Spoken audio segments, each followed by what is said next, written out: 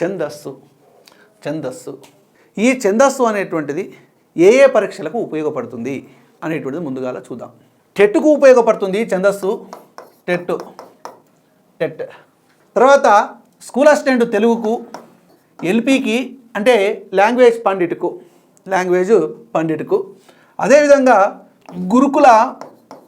గురుకుల పీజీటీ, అదేవిధంగా టీజీటీ, గురుకుల పీజీటీ టీజీటీ, నెక్స్ట్ జేఎల్కు, డిఎల్కు, నెట్కు. ఓకే, ఇన్ని పరీక్షలకు ఉపయోగపడుతుంది ఛందస్సు అనేటువంటి టాపిక్. అంటే ఈ ఛందస్సు నేర్చుకుంటే ఒక్కడే గుర్తుపెట్టుకోండి, స్కూల్ ఛందస్సు వేరుంటుంది, మనం ఇక్కడ డిస్కషన్ చేసుకోబోయేటువంటి ఛందస్సు వేరుంటుంది.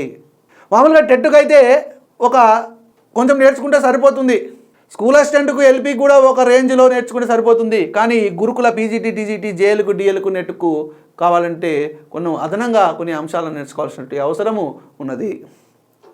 ఓకే, ఇప్పుడు మనము ఈ ఛందస్సు అనేటువంటి టాపిక్ని చూసినట్లయితే అంతకంటే ముందుగా మనము కావ్యాల గురించి తెలుసుకోవాలి. కావ్యాలు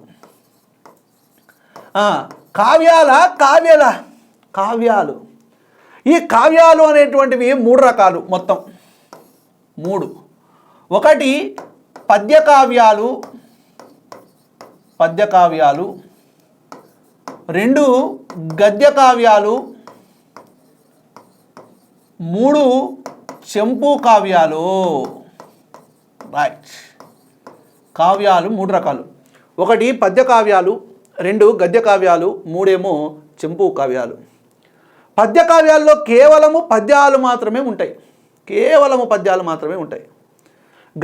గద్యకావ్యాల్లో గద్యం ఉంటుంది, అదే ప్రోస్. చెంపు కావ్యాలలో ఏముంటుందనంటే పద్యం ఉంటుంది, గద్యం ఉంటుంది, 2 ఉంటున్నాయి. పద్యం ఉంటుంది, గద్యం ఉంటుంది. అంటే పద్యము గద్యములతో కూడుకున్నటువంటి కావ్యాలకు ఏమని పేరు అని అంటే చెంపు కావ్యము. ఇప్పుడు రామాయణాలలో భాస్కర రామాయణము, ఉలక్కి భాస్కరుని చేత రచించబడినటువంటి భాస్కర రామాయణంలో పద్యముంది, గద్యముంది. కాబట్టి తెలుగులో తొలి చెంపువు రామాయణము ఏంటి అని అంటే భాస్కర రామాయణం అని చెప్తారు. ఓకే, పద్యకావ్యాలు, గద్యకావ్యాలు, చెంపు కావ్యాలు. మరి ఇక్కడ ఈ చెంపు కావ్యాలు అని అంటే పద్యం గద్యం 2 కలిసి ఉంటాయి. ఈ పక్కన పెడదాం కొంచెం. ఈ గద్య కావ్యాల విషయానికి వచ్చినట్లయితే ఇన్ని లైన్లు ఉండాలి, ఇన్ని అక్షరాలు ఉండాలి అనేటువంటి అక్షర పాద నియమాలు అనేటువంటివి ఏవి ఉండవు. మరి పద్య కావ్యాలకు ఏమైనా ఉంటాయా? తప్పనిసరిగా ఉంటాయండి. పద్యంలో ఇన్ని పాదాలు ఉండాలనేటువంటి నియమ నిబంధన ఉంటుంది. పద్యంలో ప్రతి పాదంలో ఇన్ని అక్షరాలు ఉండాలి. పద్యంలో ఒకటో అక్షరానికి ఎన్నో అక్షరానికి యతిస్థానం ఏంటిది, ప్రాస ఏంటిది, పద్యం మొత్తం ఎన్ని అక్షరాలు ఉండాలి, ఎన్నో గణంలో ఏ అక్షరం ఉండాలి, చివరిలో ఏముండాలి, గురువు ఉండాలా, లఘు ఉండాలనే కొన్ని నియమ నిబంధనలు ఉంటాయి. మరి పద్యం, గేయం, పాట ఈ 3 మధ్యలో తేడాలు ఏంటివి? ఇది తెలవాలి మనకు ముందు. పద్యము అని అంటే గురు లఘులతో కూడుకొని యతిప్రాసలు కలిగి ఉన్నటువంటిదేమో పద్యము, గురు లఘులతో కూడుకొని యతిప్రాసలు లేనటువంటిదేమో గేయము. అసలు గురు లఘులు ఉండవు, యతిప్రాసలు ఉండవు, ఏముండదు, మాత్రా ఛందస్సు ఏది ఉండదు, అటువంటిదేమో పాట. మళ్ళొకసారి చెప్తా క్లారిటీగా. గురు లఘులతో కూడి యతిప్రాసలు కలిగి ఉన్నటువంటిదేమో పద్యం, గురు లఘులతో కూడి యతిప్రాసలు కలిగి ఉన్నటువంటిదేమో పద్యం, గురు లఘులతో కూడి యతిప్రాసలు కలిగి లేనటువంటిదేమో గేయం. ఓకే, ఇప్పుడు నేను చెప్తాను. రాజు మరణించే ఒక తార రాలిపాయే, కవియు మరణించే ఒక తార గగనమెక్కే, రాజు జీవించు రాతి విగ్రహములయందు, సుకవి జీవించు ప్రజల నాలుకలయందు అన్నాం. ఇదేమవుతుంది? పద్యం. నెక్స్ట్, మేలిమి బంగారు మెలతల్లారా, కలవల కన్నా కన్నెల్లారా, పిల్లల కన్నా తల్లుల్లారా, విన్నారమ్మ మీరీ కథను, పుత్తడి బొమ్మ పూర్ణమ్మ. ఇది గేయం. చూడండి, పద్యానికి గేయానికి తేడా ఉంటుంది. పాట, పల్లెటూరి పిల్లగాడ పసులగాసే జీతగాడ, పాలు మరచి ఎన్నాళ్ళయిందో ఓ పాలబుగ్గల జీతకాడ కొలువు కుదిరి ఎన్నాళ్ళయిందో. చూడండి ఎంత బాగున్నాయి. అంటే ఇక్కడ చూడండి, ఈ పద్యము గేయము పాట, పద్యము గేయము పాట ఈ మూడింటికి ఉన్నటువంటి డిఫరెన్సు ఇదండి. మరి ఇప్పుడు ఛందస్సు గురించి చెప్పాలి కదా, మరి పద్యానికి గేయానికి పాట అని చెప్తున్నాం ఏంది? ఛందస్సు చెప్పామంటే పద్యానికి గేయానికి డిఫరెన్సు, పాటకు డిఫరెన్స్ చెప్తున్నాం ఏంది అంటే ఇక్కడ అసలు పాయింట్కి ఇప్పుడు వస్తున్నాము. పద్యము గేయాది రచనలకు, పద్య గేయాది రచనలకు కావలసినటువంటి నియమ నిబంధనలను తెలిపేటువంటి శాస్త్రమునకే ఏమని పేరు అనంటే ఛందస్సు అని పేరు. పద్య గేయాది రచనలకు కావలసినటువంటి నియమాలను తెలిపేటువంటి శాస్త్రమే ఛందస్సు. అంటే పద్యం ఎట్లా రచించబడాలి, గేయం ఏ విధంగా రచించాలి అనేటువంటి నియమ నిబంధనలు ఉంటాయి చూసినావా, కండిషన్స్, వాటిని తెలిపేటువంటి శాస్త్రమే ఛందస్సు. ఆ తెలిపేటువంటి శాస్త్రాన్ని ఏమంటామనంటే ఛందశాస్త్రము అంటాము. ఛందశాస్త్రము, దాన్ని సంక్షిప్తంగా ఛందస్సు అని అంటున్నాము. సంక్షిప్తంగా ఛందస్సు అని అంటున్నాము. ఓకేనా? రైట్, జాగ్రత్తగా కాన్సన్ట్రేషన్ చేయాలి. ఈ ఛందస్సు అనేటువంటిది షట్శాస్త్రాలలో ఒకటి. షట్ శాస్త్రాలు, షట్ అంటే ఏంటి? 6. ఈ 6 శాస్త్రాలలో ఒకటి ఛందస్సు. ఒకటి శిక్ష, వ్యాకరణము, నిరుక్తము, కల్పం, జ్యోతిషం,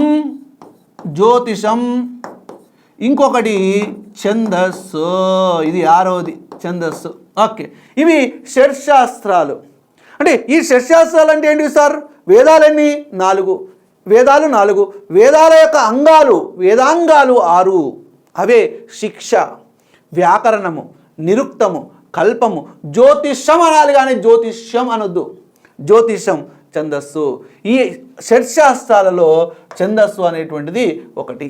మరి ఈ ఛందస్సు అనేటువంటి పదము ఎట్లా ఉద్భవించింది అని చూసినట్లయితే, ఈ ఛందస్సు అనేటువంటి పదము చదు ఆహ్లాదనే అనేటువంటి ధాతువు నుండి, ఆహ్లాదనే అనేటువంటి ధాతువు నుండి ఉద్భవించింది.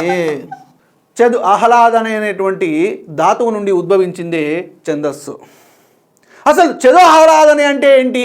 ఆహ్లాదాన్ని కలిగిస్తూ ఉండి లయను మాత్రమే లయను కలిగినటువంటిది అని అర్థము. ఆహ్లాదాన్ని కలిగిస్తూ ఉండి లయను కలిగినటువంటిది ఛందస్సు అని అర్థము. ఓకే, ఇది షట్శాస్త్రాలలో ఒకటి. ఇది షట్శాస్త్రాలలో ఒకటి. షట్శాస్త్రాలలో వేదాంగాలు, ఆ వేదాంగాలలో ఒకటి ఈ ఛందస్సు. ఓకే, మరి ఇంకా చూసినట్లయితే ఈ ఛందస్సు ఎన్ని రకాలు? ఛందస్సు రకాలు ఇప్పుడు చూద్దాం. ఛందస్సు ఎన్ని రకాలు అని అంటే 2. ఒకటి మాత్రా ఛందస్సు, 2 అక్షర ఛందస్సు. 1 మాత్రా ఛందస్సు, 2 అక్షర ఛందస్సు. మరి మాత్రా ఛందస్సు అంటే ఏంటి, అక్షర ఛందస్సు అంటే ఏందో చూద్దాం. మొదలు మాత్రా ఛందస్సు గురించి తెలుసుకుందాము. మొదలు మాత్రా ఛందస్సు. అసలు మాత్ర అంటే ఏంటి? ట్యాబ్లెటా? గోలియా? మాత్ర అంటే చిటిక వేసినంత సమయము, లేకపోతే రెప్పపాటు కాలము, లేదా 1 సెకనులో 4వ వంతు భాగాన్ని మాత్ర అంటాం. మరి మాత్రా ఛందస్సు అంటే ఏమిటి అని చూసినట్లయితే, గేయములో గల ఛందస్సు మాత్రా ఛందస్సు. అసలు గేయము అంటే ఏంది? గురు లఘులతో కూడుకొని యతి ప్రాసలు లేనటువంటిదే గేయము. గురు లఘులతో కూడుకొని యతి ప్రాసలు కలిగి ఉన్నట్టుదేమో పద్యము. గురు లఘులతో కూడి యతి ప్రాసలు లేనటువంటిదే గేయము. ఈ గేయములో ఉన్నటువంటి ఛందస్సే మాత్రా ఛందస్సు. ఓకే, మరి ఇక్కడ ఈ మాత్రా ఛందస్సు వేటిని కలిగి ఉంటుంది అని అంటే గతులను కలిగి ఉంటుంది. ఏ సార్ మరి ఎట్లా గతులేంది అని చూసినట్లయితే, ఒకవైపేమో మాత్రల సంఖ్య తీసుకుందాము, ఇంకొక వైపేమో గతి తీసుకుందాం. ఒకవైపేమో మాత్రల సంఖ్య, ఇంకొక వైపేమో గతి. ఓకేనా? అంటే ఒక మాత్ర కాలంలో ఉచ్చరిస్తే దానిని ఏమంటాము అని అంటే, ఒక మాత్ర కాలంలో ఉచ్చరిస్తే దాన్ని లఘువు అని అంటాము. ఒక మాత్ర కాలంలో ఉచ్చరిస్తే లఘువు అంటాము. దాని యొక్క సంకేతము ఇది నిలువు గీత. 2 మాత్రల కాలంలో ఉచ్చరిస్తే దాన్ని గురువు అంటాము. ఒక ధ్వని ఏదైనా అక్షరమైనా కానీ ఏదైనా కానీ దాని యొక్క సంకేతము యు. 1 మాత్ర కాలంలో ఉచ్చరిస్తే దాన్ని లఘువు అని అంటాము. 2 మాత్రల కాలంలో ఉచ్చరిస్తే గురువు అని అంటాము. ఓకే, లఘువు గురువులను గురించి మీకు తెలుసు. ఓకే, ఇంగ్లీష్ మీడియం వాళ్ళైతేనే ఇది ఎల్ అని అంటారు, దీన్ని యు అని అంటాము. ఓకే, గురువేమో యు, లఘువేమో ఎల్. ఓకే, మరి ఇప్పుడు మాత్రా ఛందస్సు కదా, మాత్రా సంఖ్య గతి అని అంటున్నాం కదా. మరి 3 మాత్రల కాలము అయితే ఆ గతికి ఏమని పేరు అని చూసినట్లయితే త్రస్రగతి, త్రిస్రగతి. త్రిస్రగతులు 3 మాత్రల సంఖ్య అయితే గతికి త్రిస్రగతి.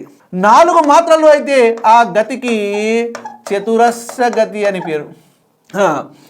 5 మాత్రలు అయితే గతికి ఖండగతి అని పేరు, ఖండగతి.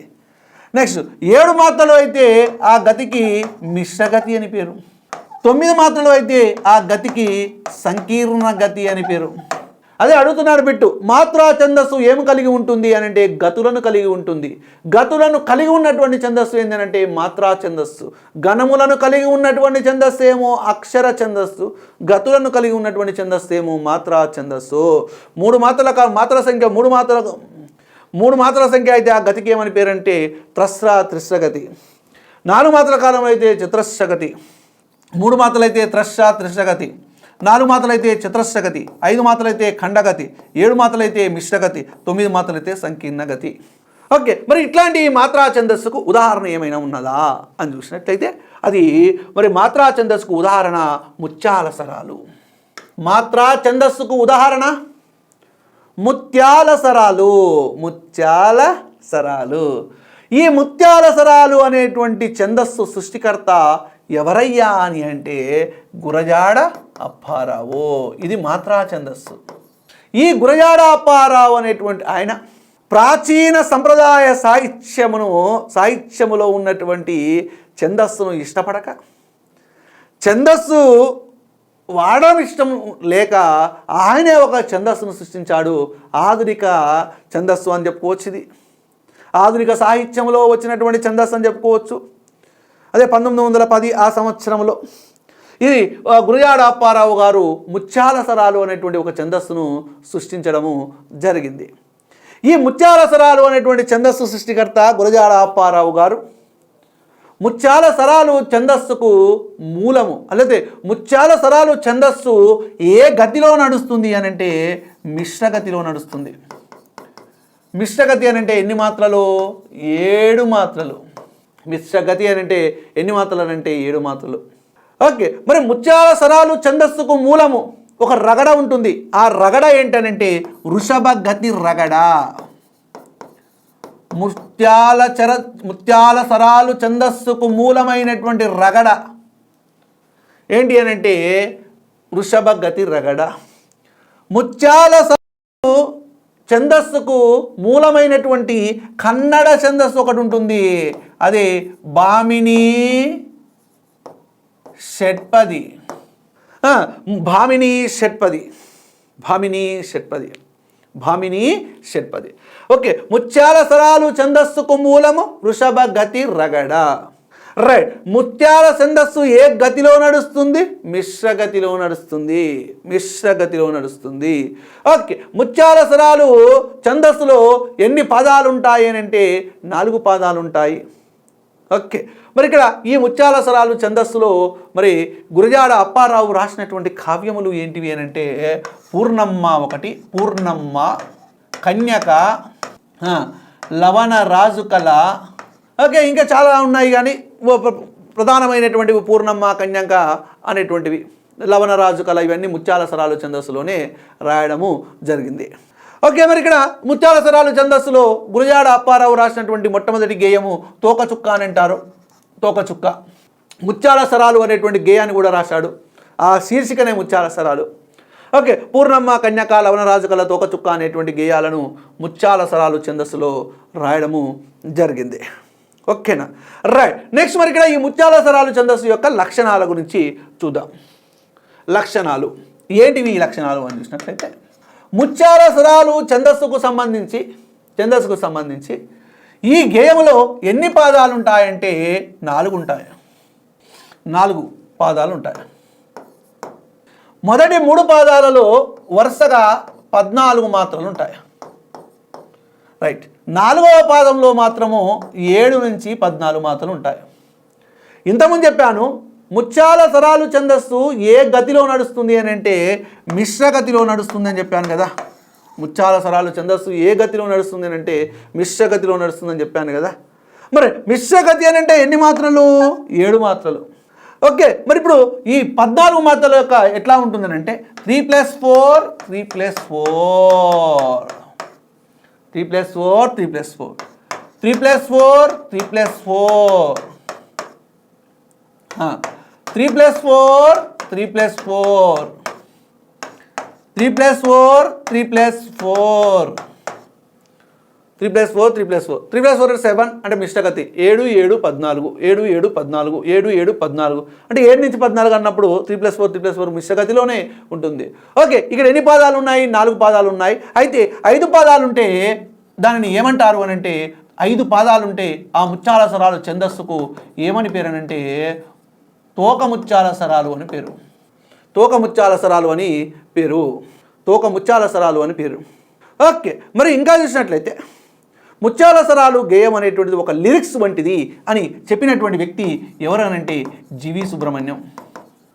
ముత్యాల స్వరాలు అనేటువంటి ఛందస్సు పార్సీ గజల్ను పోలినటువంటి ఒక గేయం. పార్సీలో గజల్ కూడా ఈ ముత్యాల స్వరాలు పోలి ఉంటుంది.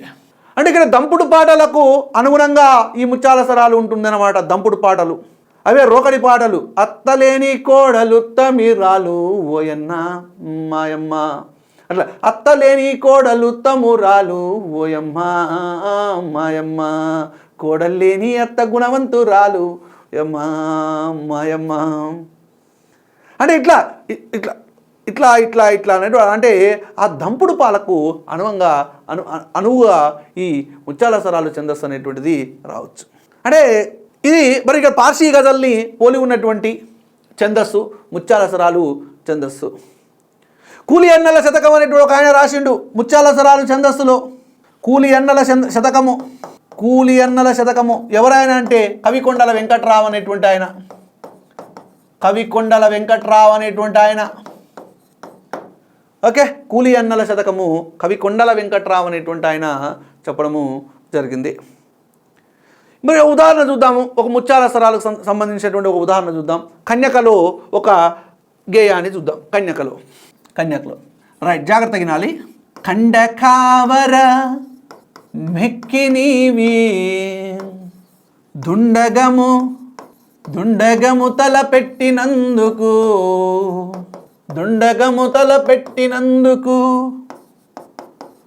ఉండదా ఒక దైవమంటూ ఉండి ఊరుకొనునా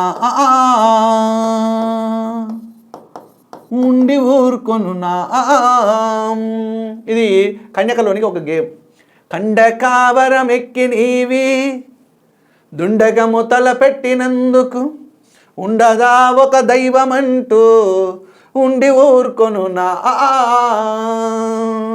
అన్నప్పుడు దీంట్లో లఘుర్లను గుర్తిద్దాము.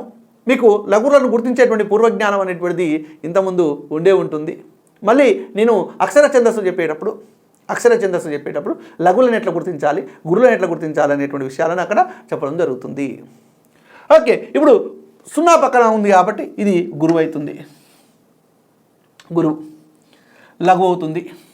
గురువు లఘువు ఇక్కడ ద్విత్వ అక్షరం కాబట్టి ఇక్కడ గురువు లఘువు గురువు లఘువు గురువు లఘువు